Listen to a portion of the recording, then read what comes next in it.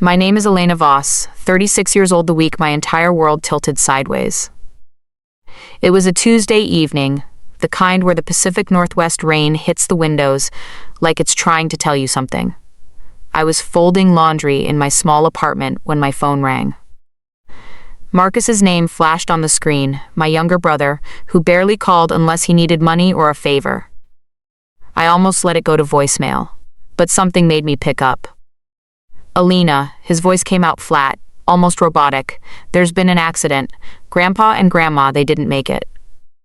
I sank onto the cold kitchen floor, the phone still pressed to my ear.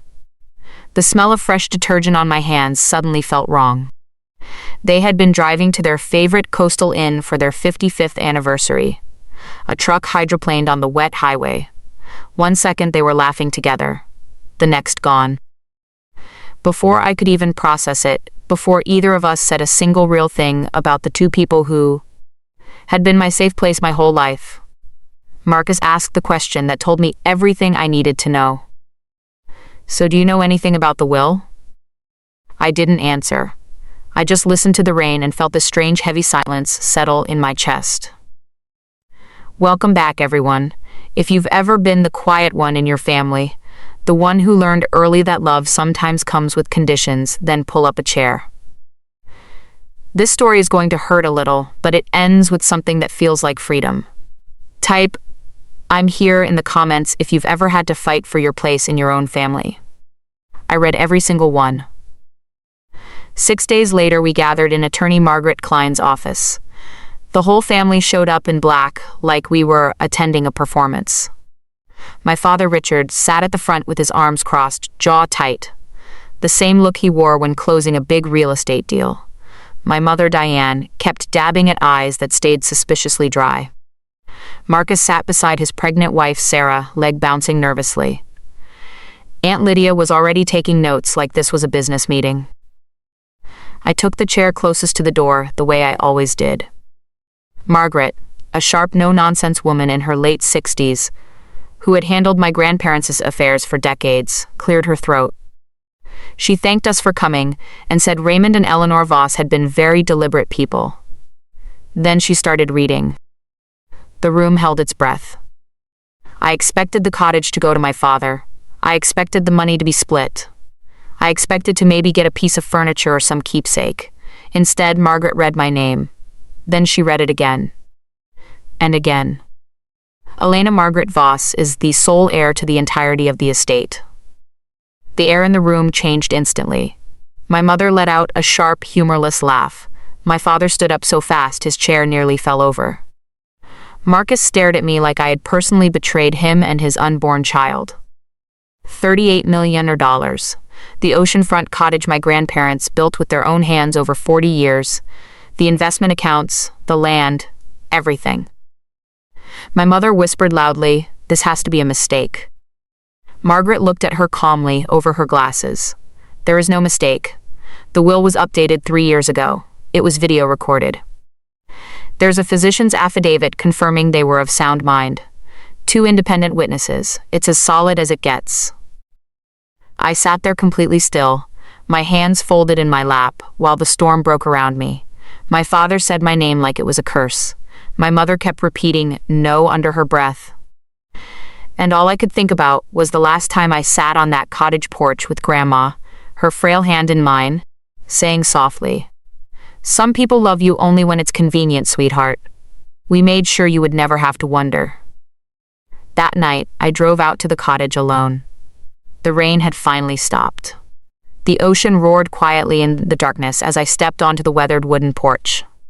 I let myself in with the key they gave me when I was 12. Inside, it still smelled like Grandpa's old pipe tobacco and Grandma's lavender linen spray. I stood in the middle of the living room and cried, really cried, for the first time since the phone call. Not just because I lost them, but because I already knew my family wasn't going to let this go. And I knew I was going to have to become someone stronger than the version of me they thought they knew. If this story already has you leaning in, hit that like button. Because what happened next tested every boundary I thought I had. And the way I chose to respond, well, that's the part that still surprises even me. See you in the next part. The phone call from Marcus kept replaying in my head for days. Not the part about the accident. That pain was still too raw, too sharp to touch. It was the way his voice shifted so quickly from the news to the practical question about the will. Like the grief was just a footnote. I drove to the lawyer's office in a kind of fog. The coastal road was still wet from the storm, and every curve felt heavier than usual. When I walked into Margaret Klein's waiting room, the whole family was already there. The tension was thick enough to taste. My father, Richard Voss, sat like he was chairing a board meeting. Back straight, expensive watch catching the light, expression unreadable. My mother Diane kept touching her pearls and offering small, sad smiles to everyone. Marcus and Sarah were huddled together, her hand resting protectively on her belly. Aunt Lydia had her notebook open, pen ready, like she was documenting evidence. I took my usual seat near the exit, always the one closest to the door, always ready to leave if things got too heavy. Margaret entered quietly, her silver hair pulled back neatly, eyes kind but professional. She didn't offer empty condolences. She simply said, "Raymond and Eleanor were clear about their wishes. They loved you all, but they were deliberate." Then she began reading. At first, it was the standard language: bequests, small gifts. My parents each received $25,000. Marcus got the same. There were donations to local charities my grandparents had supported for decades. And then came my name. To my granddaughter, Elena Margaret Voss, I leave the entirety of our estate, including the oceanfront cottage, all investment accounts, and personal property. The room went completely silent for 3 full seconds. Then it shattered. My mother's sharp laugh cut through the air first. "That can't be right, Margaret. There must be some mistake." My father's face turned a dangerous shade of red. He stood up slowly, towering over the table. "This is ridiculous. My parents would never do this." Marcus just stared at me, his eyes wide with disbelief and something darker. Betrayal. Sarah whispered something to him and looked away. Margaret remained calm, unflinching. She slid copies of the documents across the table. The will was updated 3 years ago in this very office. It was video recorded. There's a recent physician's letter confirming both. Raymond and Eleanor were of sound mind. 2 independent witnesses who have no connection to the family. This document is ironclad. I sat there, hands folded tightly in my lap, feeling every eye in the room burning into me.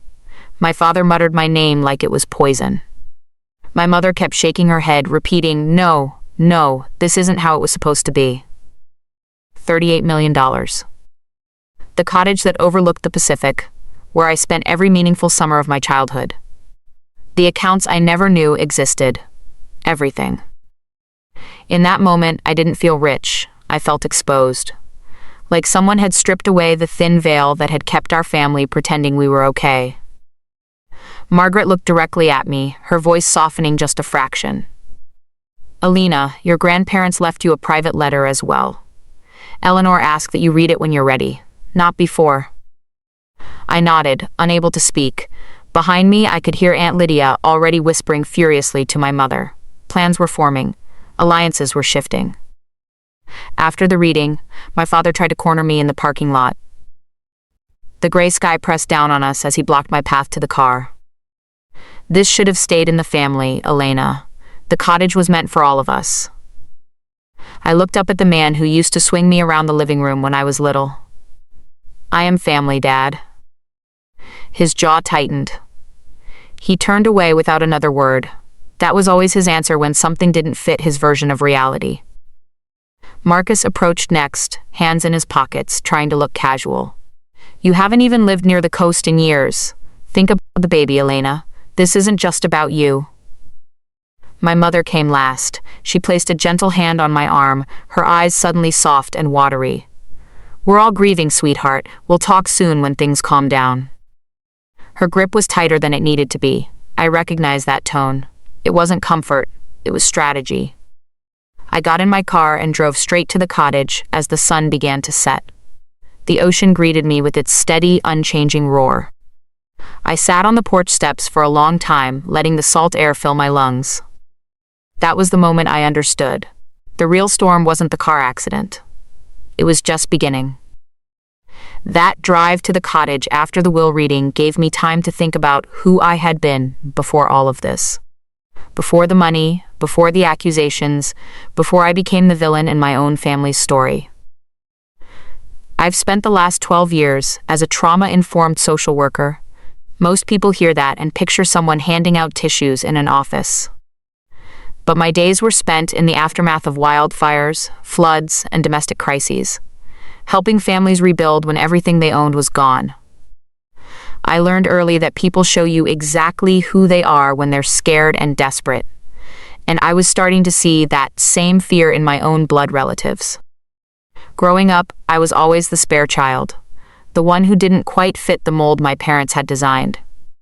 My father, a successful real estate investor, wanted a son who would follow in his footsteps, loud, ambitious, decisive. Marcus delivered on that. I was quieter, more observant. The girl who preferred books and long walks on the beach over boardroom talk. But at the cottage, everything was different. Every summer from the time I was 7 until I left for college, I stayed with Grandma Eleanor and Grandpa Raymond for weeks at a time. They never made me earn my place. Grandpa would hand me his old brass compass and let me navigate the tide pools while he told stories about sailing in his younger days. Grandma would pull out her worn recipe journal, the one with handwritten notes in the margins, and we'd bake bread that never rose quite right, laughing until our sides hurt. Those summers saved me. While my parents were busy with their social circle and Marcus was the golden child, the cottage was the one place I felt truly seen. I remember one particular evening when I was 14. I had just overheard my father telling a neighbor that I was the quiet one who keeps to herself. It stung more than I wanted to admit. That night, Grandma found me sitting on the porch steps, hugging my knees. She wrapped her favorite quilt around my shoulders, the one she and I had stitched together, piece by piece over 3 summers, and said softly, "Elena, family isn't about being the loudest or the most successful. It's about who stays when it's hard." I hadn't thought about that quilt in years until I walked into the cottage that night after the will reading. It was still folded neatly at the foot of the guest bed. I ran my fingers over the uneven stitches and felt my chest tighten. After college, I didn't move back home. I took a job 3 hours away, working with displaced families. I built a quiet life, small apartment, early morning runs along the river, evenings spent writing case notes. I told myself I was protecting my peace. The truth was simpler. I had learned not to reach for people who kept their hands behind their backs. My grandparents never pressured me to visit more. They just left the porch light on and the key under the same loose board. They understood. That's why their decision in the will didn't shock me the way it shocked everyone else. They had been watching quietly for years. They saw how my father introduced me as our daughter, with the same tone he used for business associates. They noticed how my mother's affection always came with strings attached. And they saw how I showed up anyway, cards on anniversaries, calls on birthdays, quiet help when Marcus needed it. I never asked them for anything. And that apparently was everything. As I stood in the living room, that first night, the antique maritime clock Grandpa loved still ticking steadily on the mantel, I made a quiet promise to myself. I wasn't going to run. I wasn't going to hide.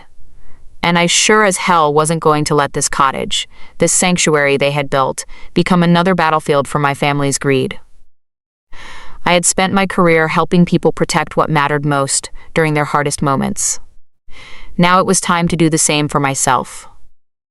If you've ever felt like the extra piece in your own family puzzle, you know how lonely that realization can be. But sometimes that loneliness becomes the fuel you need to finally stand up. Drop a compass in the comments if you've ever found your real home in the most unexpected place. The pressure from my family didn't wait long to begin.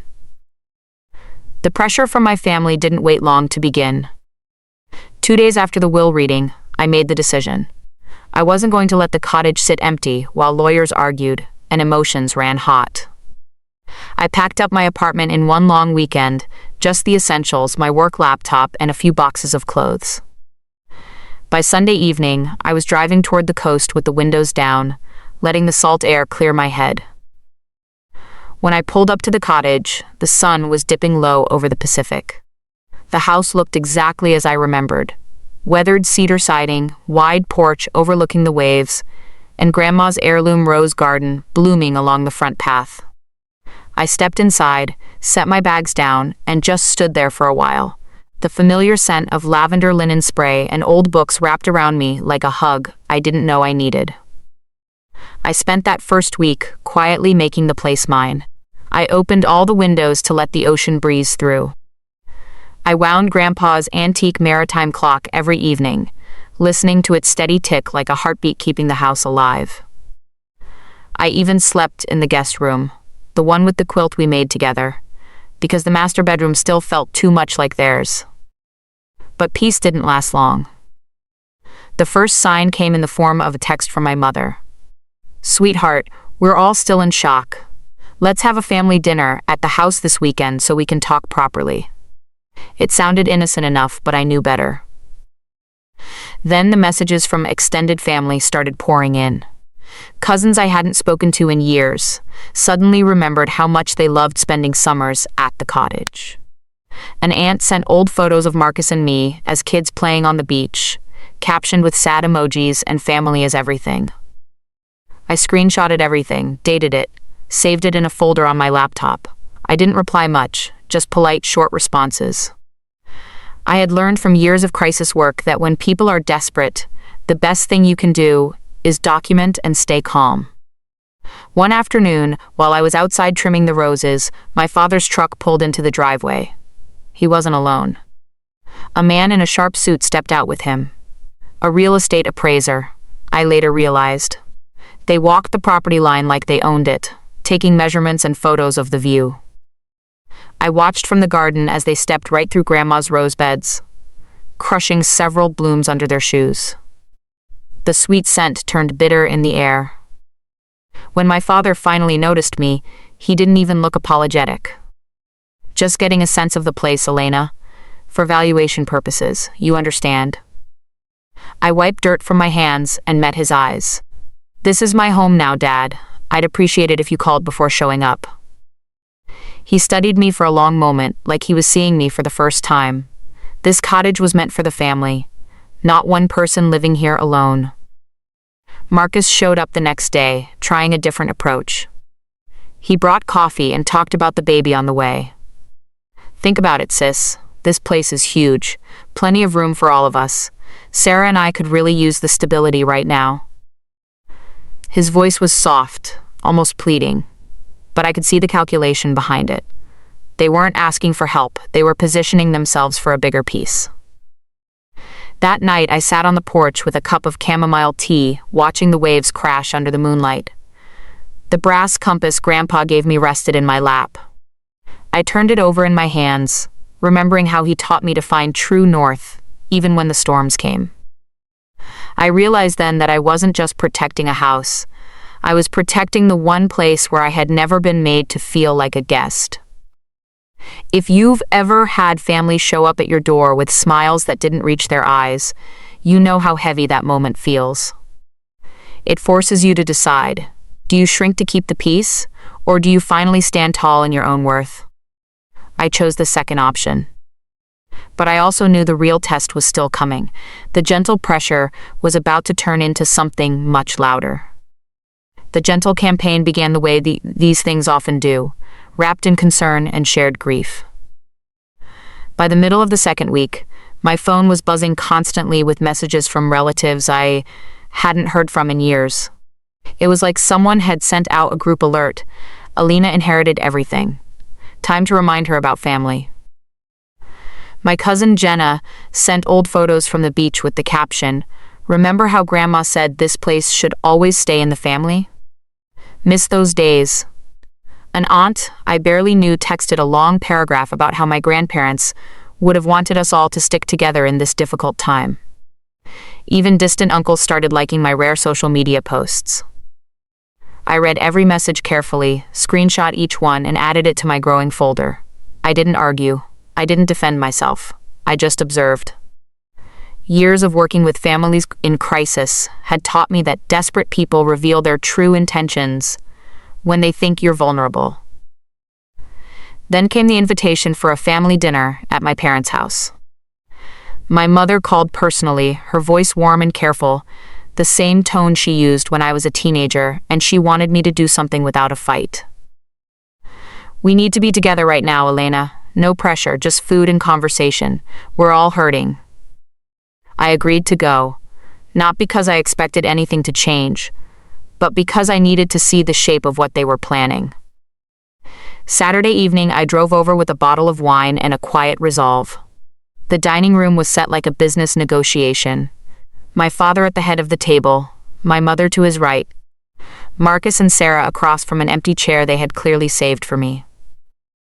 Aunt Lydia sat off to the side with her notebook again. We made it through the first 20 minutes of small talk and condolences before my mother laid it out. She spoke gently, reasonably, the way you explain something complicated to a child. The money and the cottage should be managed by the family as a whole. We could clear some debts, help Marcus and Sarah with the baby, and keep the cottage as a shared legacy.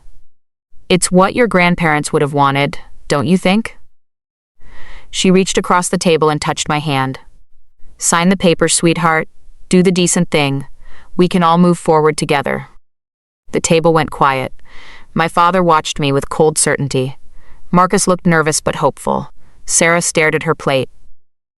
I let the silence sit for a moment, feeling the old familiar pull. The deep training that taught me peace was always worth more than standing my ground. But something had shifted in me since that night on the cottage porch. "I need time to think," I said finally, "and I need to read Grandma's letter first." My mother's smile faltered. "What letter?" I stood up, buttoned my coat, and left them sitting there with their half-eaten meal and their carefully prepared plan. As I drove back to the coast that night, the weight in my chest felt a little lighter. I had drawn my first real boundary. The next phase came faster than I expected. My mother showed up at the cottage 2 days later with a homemade lasagna and that soft, weaponized warmth she was so good at. She hugged me longer than necessary and said all the right things about missing Grandma's cooking and how the roses looked beautiful. We ate on the porch as the sun went down. For a while, it almost felt normal. Then she brought out the papers. "Just some documents to make things easier for everyone," she said, sliding them across the table. "Your father had our lawyer look at them. It's fair, Elena. Really." I didn't touch them. I looked at her, the woman who braided my hair and criticized my choices in the same breath, and felt a strange mix of sadness and clarity. "I'm not signing anything right now, Mom." Her expression changed slowly like a mask slipping. The warmth faded, replaced by something sharper. But she didn't push hard that night. She packed up the leftovers, kissed my cheek, and left with a quiet, "We'll talk soon." I watched her taillights disappear down the driveway and felt the shift. The gentle campaign was ending. Something harder was coming. If you've ever sat across from someone you love and realized their love has conditions, you know how lonely that discovery feels. But it's also the moment you start to free yourself. I went inside, wound Grandpa's clock, and sat with Grandma's unopened letter for a long time. I still wasn't ready to read it, not yet. But I was ready to prepare. The visits started coming more frequently after that dinner. It felt like my family had decided that if gentle persuasion wasn't working, constant presence might wear me down. My father was the first to escalate. Late one afternoon, while I was out in the garden trying to rescue Grandma's heirloom roses, his truck rumbled up the driveway again. This time he had 2 people with him. The same real estate appraiser and a man carrying a professional camera. They didn't knock. They simply started walking the property like surveyors on a job site. I watched from behind the rose bushes as they stepped directly through the flower beds. The delicate pink and white blooms I had been carefully tending were crushed under their shoes. The sweet fragrance that always reminded me of Grandma now mixed with the smell of broken stems and dirt. It hurt more than I expected. I wiped my hands on my jeans and walked over. Dad, this is private property. You need to leave. He turned slowly, not even pretending to look surprised. The appraiser kept taking photos of the ocean view as if I hadn't spoken. We're just assessing the value, Elena. For the family's sake. This cottage represents decades of hard work. It shouldn't be locked away with one person. His voice was calm, almost reasonable, the same tone he used in business meetings when he was closing a deal. But I could hear the edge underneath. I stood my ground. Grandpa and Grandma left it to me. It's not up for discussion or valuation. For a moment, something flickered across his face. Surprise, maybe even a hint of respect. Then it hardened again. You've always been difficult, he said quietly. Always off in your own world. This should have gone to the family that actually built it. Those words landed heavy. I had heard variations of them my whole life, but never so directly. I thought about all the summers I spent here helping Grandpa repair the porch, painting the shutters, weeding this very garden while Marcus was at sports camps or family vacations. I never complained. I just showed up. Marcus tried his approach the following weekend. He showed up alone this time, carrying a 6-pack of beer and wearing that familiar entitled slouch. We sat on the porch as the sun set, the waves providing a constant backdrop. Sis, be realistic, he said, popping open a bottle. Sarah's pregnancy hasn't been easy. We're already stretched thin. This place is perfect for us. Plenty of room for the baby to grow up with the same memories we had. He made it sound so logical, so fair, like I was being selfish for wanting to keep the one place that had ever felt like home. I listened quietly, then asked, "Did you ever wonder why they chose me, Marcus?" He shrugged. They felt sorry for you. You know how they were. That answer told me everything. He genuinely believed it. In his mind, I was still the quiet, awkward sister who needed their charity. As he left that evening, I stood on the porch and looked at the damaged rose garden. I spent the next 2 hours carefully replanting what I could, watering the bruised stems and talking to them like Grandma used to do. It sounds silly, but it grounded me. That night, I finally opened Grandma's letter. Her handwriting was shaky but unmistakable. She wrote about how they had watched me over the years, how I never asked for anything, how I showed up even when it was inconvenient, how I fixed things quietly without expecting praise. The last paragraph stayed with me. We didn't leave you everything because you needed it, Elena. We left it to you because you never needed it. You already understood what matters. Use this cottage as a harbor, not a fortress. I folded the letter and placed it back in the envelope. Something settled inside me, hard and clear. The campaign was getting louder, but I was getting quieter, stronger, more certain. If you've ever had family trample over something sacred to you while calling it for the family, you know the quiet rage that builds. But rage without direction is useless. I chose direction instead. The breaking point was coming, and I could feel it in the salt air. The breaking point arrived on a quiet Thursday evening, just as the sky was turning that soft lavender gray I always loved at the coast. I was sitting on the porch with a cup of tea when my mother's car pulled slowly up the driveway. She came alone, no lasagna this time, no fake smiles. Just her, looking smaller and more tired than I had ever seen. The confident woman, who always had an answer for everything, seemed to have run out of scripts. She didn't knock. She simply walked up the steps and asked quietly, "Can I sit with you?"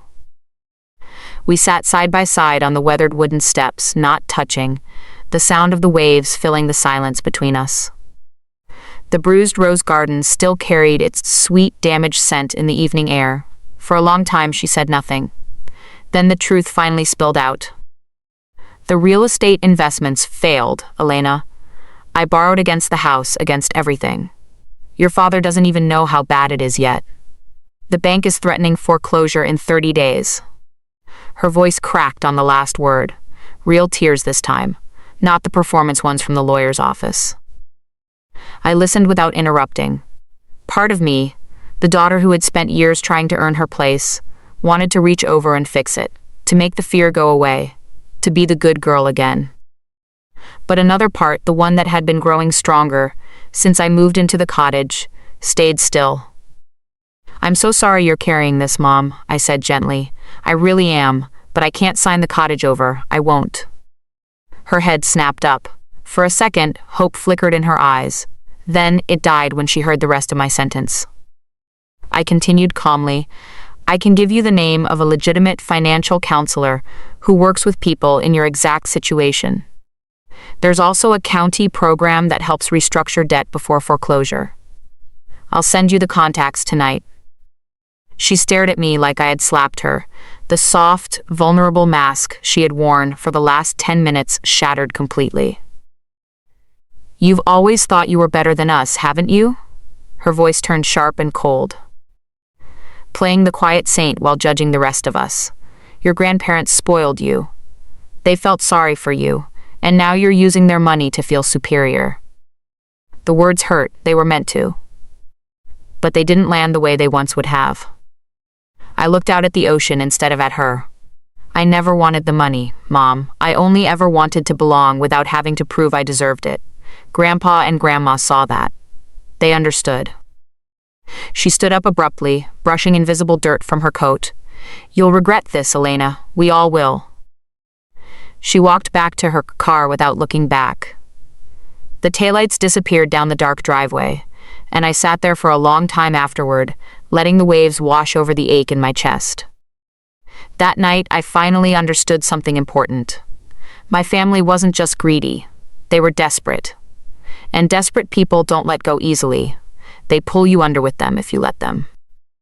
I went inside, wound Grandpa's maritime clock, and sat at the kitchen table with my laptop. I added every detail of the conversation to my folder. Then I made the one quiet phone call I had been preparing for. Margaret Klein answered on the second ring. I told her everything: the visits, the pressure, my mother's confession, the clear threat in her parting words. She listened carefully and said the words I needed to hear. "You're doing this the right way, Elena. Stay calm. Document everything. The wall your grandparents built is stronger than they realize." I slept better that night than I had in weeks.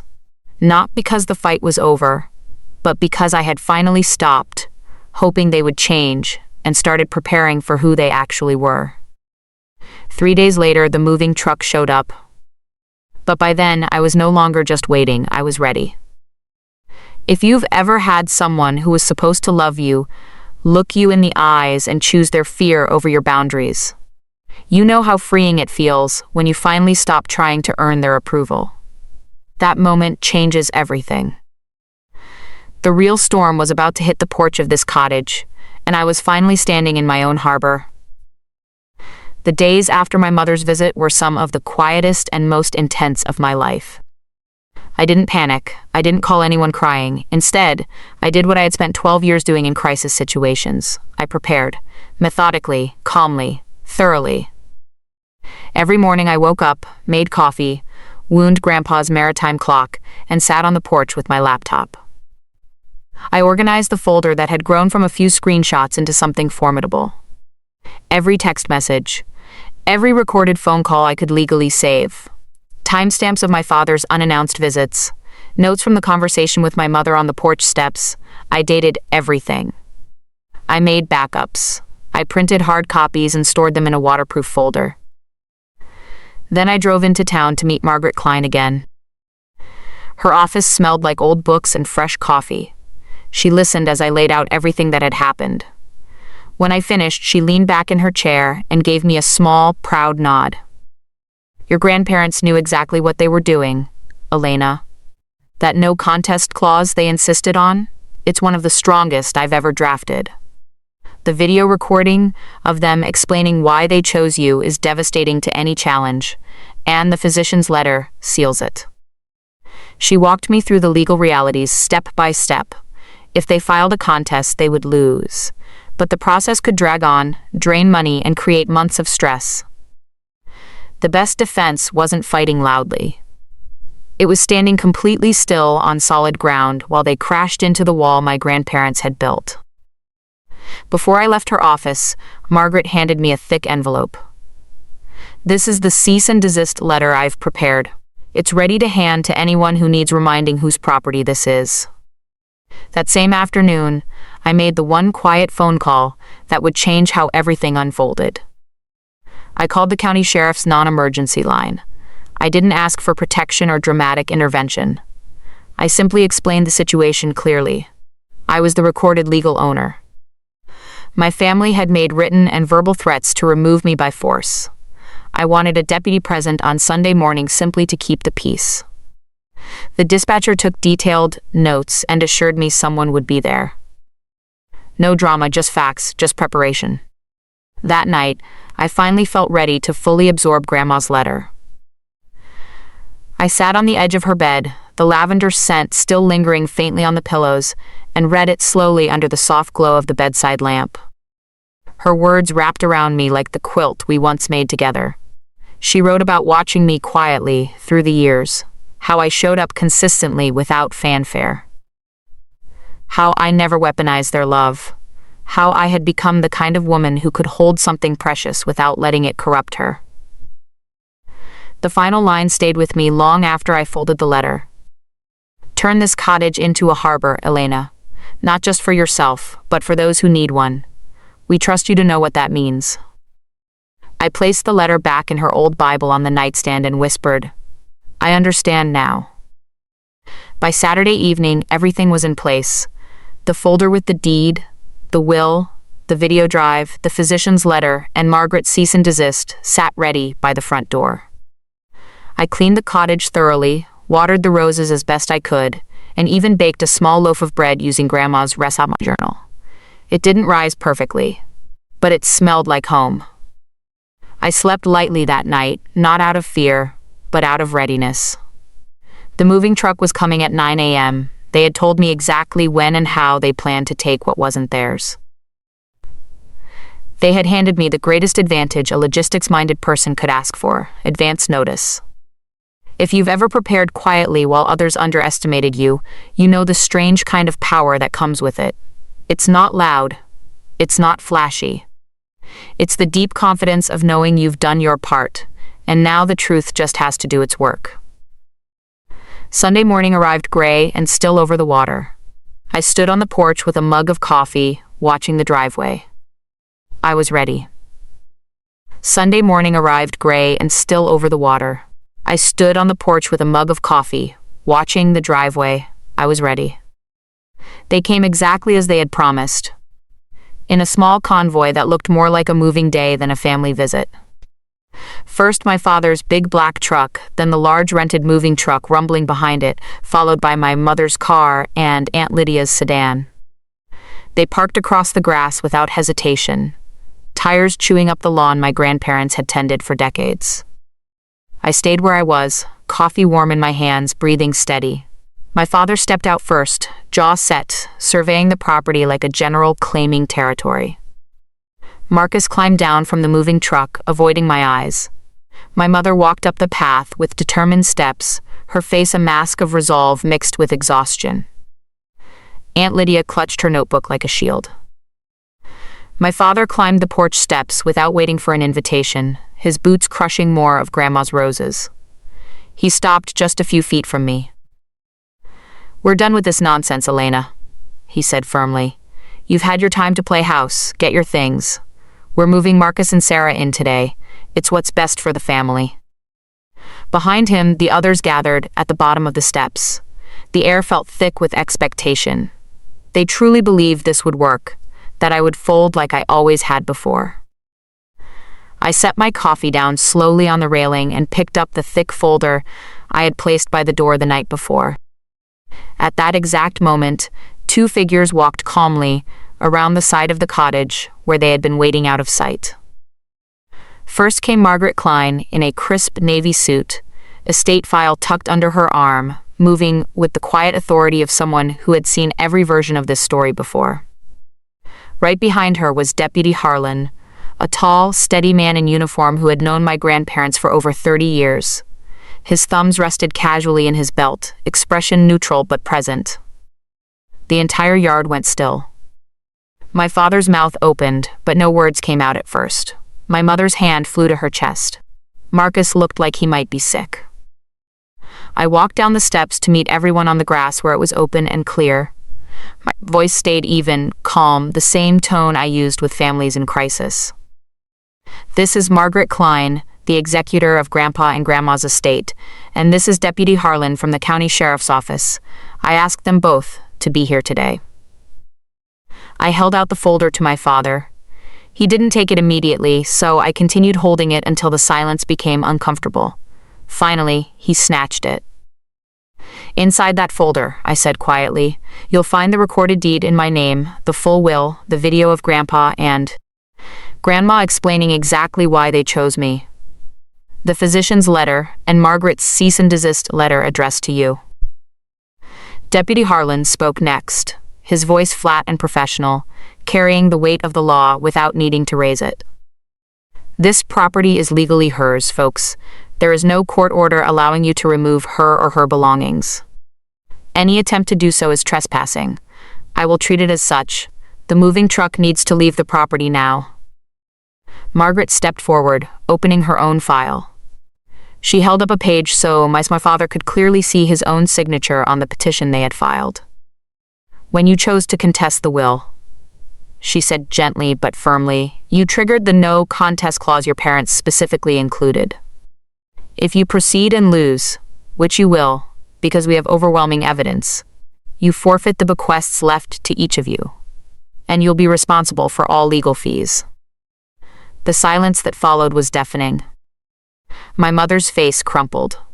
My father turned a deep, dangerous red, his finger jabbing toward me as he began sputtering about betrayal and stolen birthrights.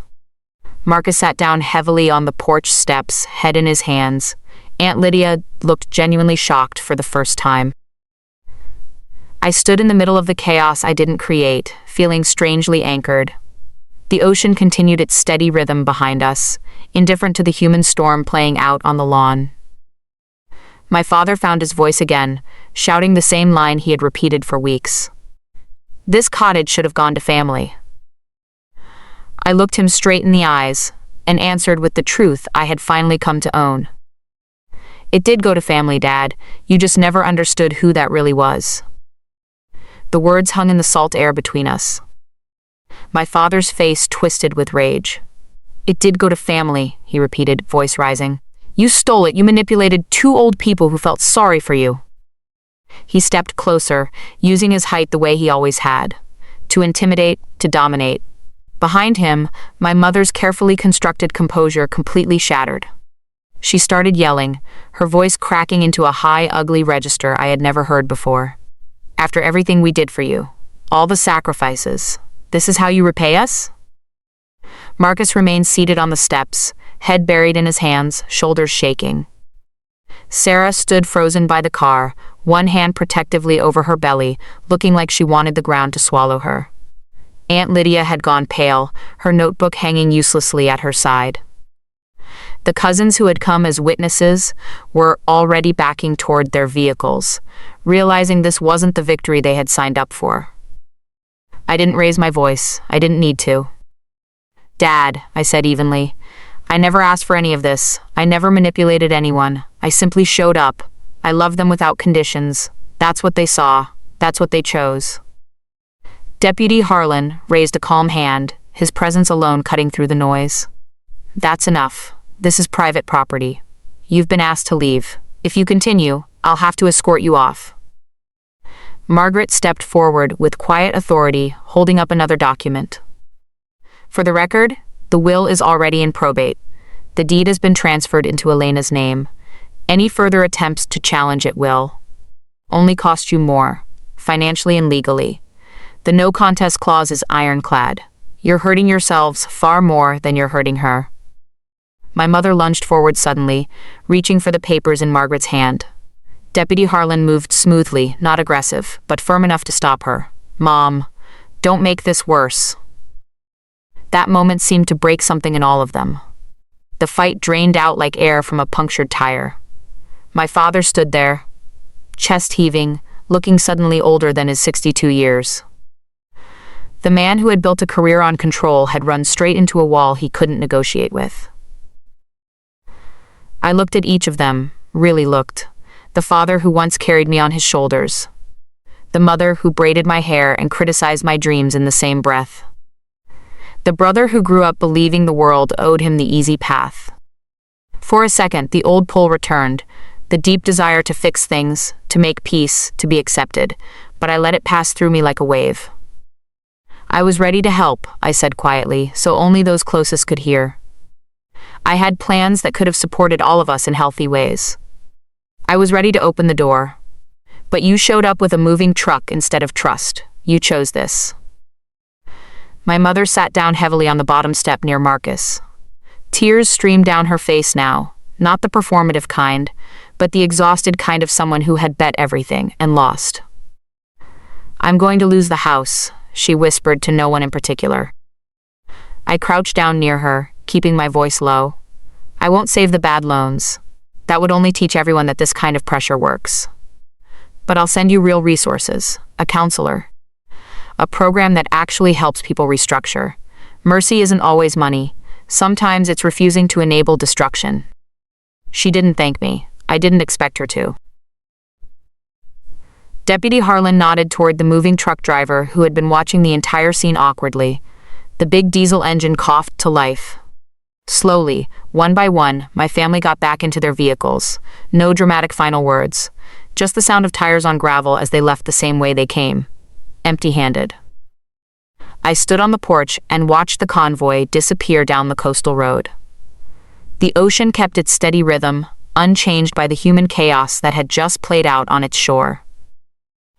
Margaret placed a gentle hand on my shoulder. You did well, Elena. Your grandparents would be incredibly proud.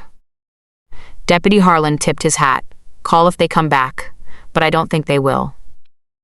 As their cars vanished around the bend, I finally let out the breath I had been holding for weeks.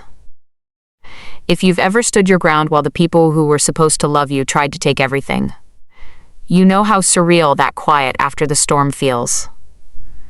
It's not triumphant in a loud way. It's deep, it's healing, it's the beginning of becoming who you were always meant to be. The days that followed felt strangely peaceful, like the ocean after a storm. Still powerful, but no longer trying to pull me under. The petition was dismissed in a short hearing 2 months later. My family didn't even show up to contest it. The no contest clause did exactly what my grandparents intended. The small bequests they had left for my parents and Marcus were redirected into what I decided to create instead. I announced the Voss Coastal Haven Foundation right here on the same porch, speaking to a small crowd of neighbors and people who had known my grandparents for decades. The cottage would no longer be just mine. It would become a healing space, short-term stays for families recovering from trauma, mentorship programs for at-risk youth, and a quiet harbor for veterans and social workers who needed to breathe salt air and remember they weren't alone. The money wouldn't sit idle in accounts. It would work the way my grandparents always lived, quietly helping those who felt invisible. My mother lost her house that winter. I had sent her the contacts and resources, but she chose not to use them. Some people would rather hold on to their pride than accept a hand that doesn't come with total control. I made my peace with that. Marcus reached out 3 months after his daughter was born. His message was short. I'm sorry. I stared at it for a long time before replying. When you're ready to mean it, the ocean is still here. The door is unlatched. I haven't heard back yet, but the invitation remains open, not wide, not desperate, just honest. My father and I haven't spoken since that Sunday on the porch. I don't expect we will. Some fences are built too high and maintained for too long.